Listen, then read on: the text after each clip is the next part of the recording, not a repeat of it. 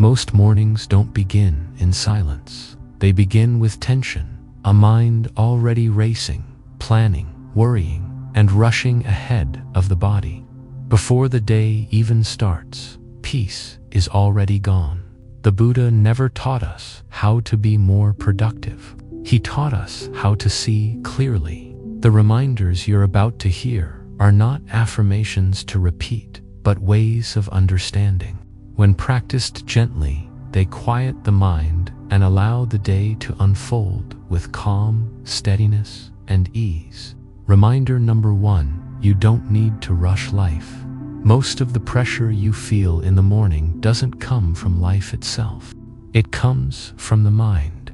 Before anything actually happens, the mind creates a sense of urgency, lists to complete, roles to perform, outcomes to control. Yet nothing is truly demanding your speed in this moment. The Buddha taught patience, not as delay, but as wisdom. When you rush, you borrow stress from a future that hasn't arrived.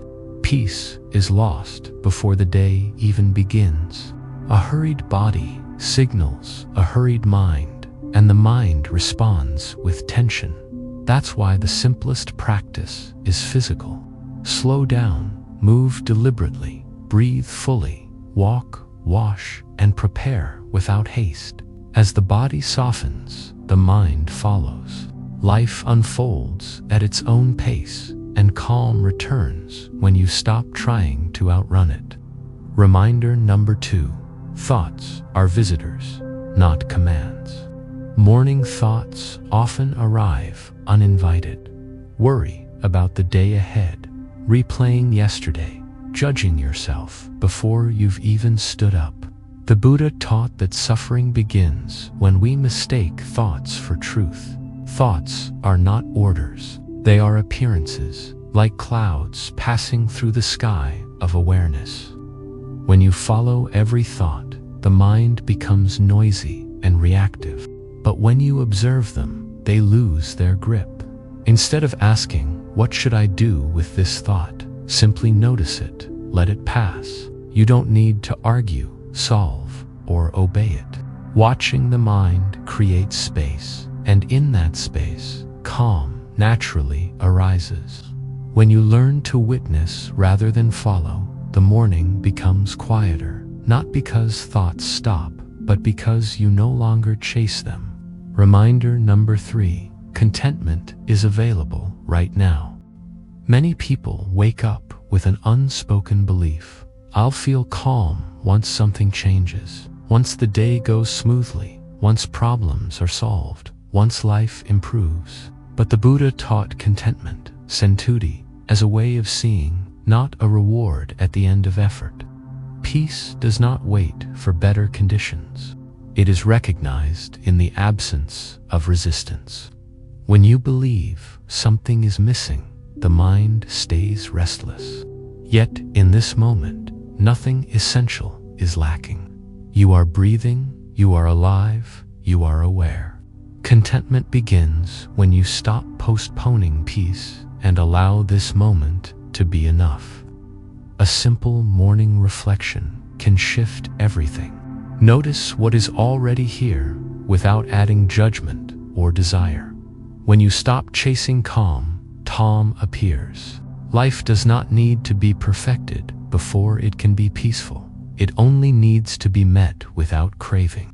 Reminder number 4, your reaction determines your day. Most days are not ruined by big events, but by small reactions, a delayed message, a mistake, an unexpected inconvenience. The Buddha described this through the teaching of the second arrow. The first arrow is what happens. The second is how we react. The second arrow is optional. When you react immediately, irritation grows and follows you throughout the day. But when you pause, you regain choice. The morning is the best time to practice this restraint. Before the day pulls you into motion, set the intention to respond rather than react. Take a breath before engaging. Let discomfort pass without feeding it.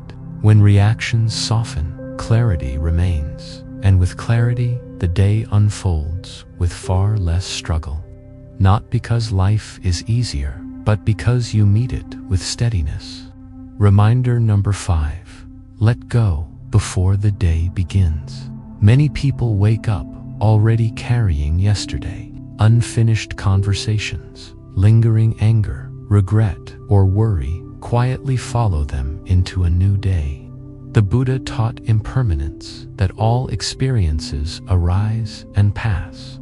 When you cling to what has already ended, the mind becomes heavy. Suffering grows not from what happened, but from holding on to it. Each morning offers a chance to release what no longer serves you. You do not need to solve everything before moving on. You only need to loosen your grip. A simple ritual can help. Acknowledge what you're carrying, then consciously set it down. If only for today, let yesterday remain where it belongs. When you stop dragging the past into the present, the mind feels lighter, and in that lightness, calm has room to return. Reminder number 6. Kindness is strength, not weakness. A calm mind cannot grow in harshness. Many people begin the day criticizing themselves for not being enough, not doing enough, not feeling better already. But the Buddha taught loving kindness, metta, as a source of true strength. Inner cruelty creates inner noise. Kindness quiets it. When you treat yourself gently, the mind softens and steadies. This doesn't mean ignoring responsibility. It means meeting yourself without hostility. Starting the day with kindness changes how you meet everything that follows: other people, challenges, even mistakes. Before offering patience to the world, offer it inward. A simple practice is enough. Wish yourself well. Allow yourself to be human. From kindness, clarity grows. And from clarity, a calm mind naturally follows.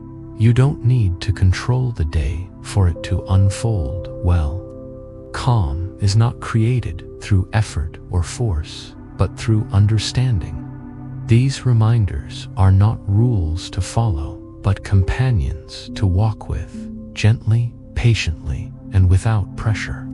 When you begin the day with awareness, the mind naturally softens. The Buddha once said that peace begins with understanding. If this reflection brought you a sense of calm or clarity, consider subscribing for more Buddhist wisdom on living with steadiness, presence, and inner peace.